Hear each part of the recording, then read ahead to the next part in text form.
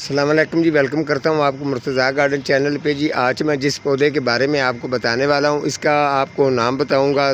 اس کا جو عام طور پہ پاکستان کے اندر مشہور نام ہے وہ دو نام ہے۔ اس کے علاوہ کوئی بھی ملک ہے، اس ملک کے اندر جو بھی اس کے جیسے وہ اپنی بولی بولتے ہیں اسی طریقے سے ان کا نام رکھتے ہیں، ٹھیک ہے۔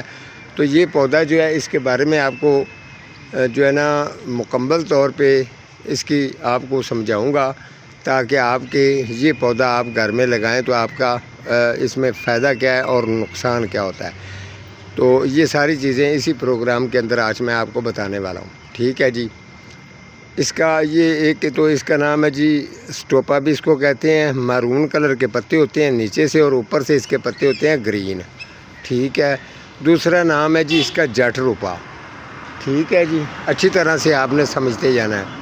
اس کے علاوہ اگر آپ اس کو چھاں پہ لگائیں گے تو یہ پودا کمزور رہے گا، ٹھیک ہے۔ فل آؤٹ ڈور لگائیں گے تو یہ پودا زبردست چلے گا۔ 12 مہینے چلنے والا پودا ہے۔ زیادہ تر اس پر خرچہ بھی نہیں کرنا پڑتا۔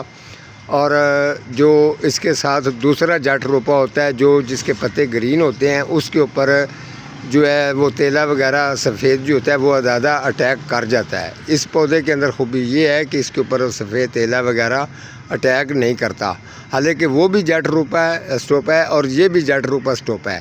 اس میں فرق یہ ہے۔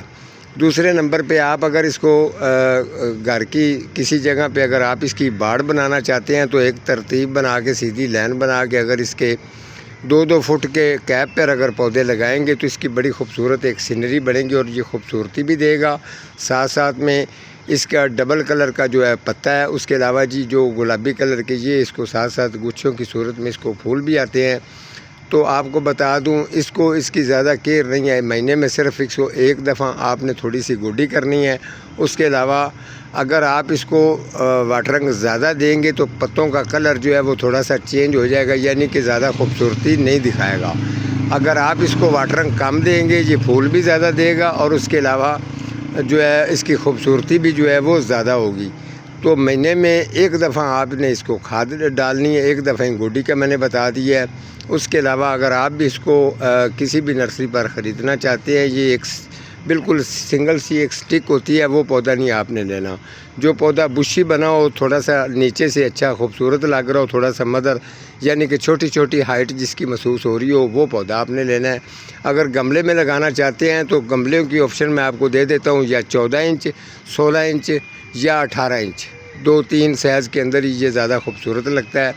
تو آپ یہ جٹ روپا جو سٹوپا ہے اس کا پودا آپ اپنے گھر میں لگائیں، چاہے زمین میں لگائیں چاہے آپ اس کو گملے کے اندر لگائیں۔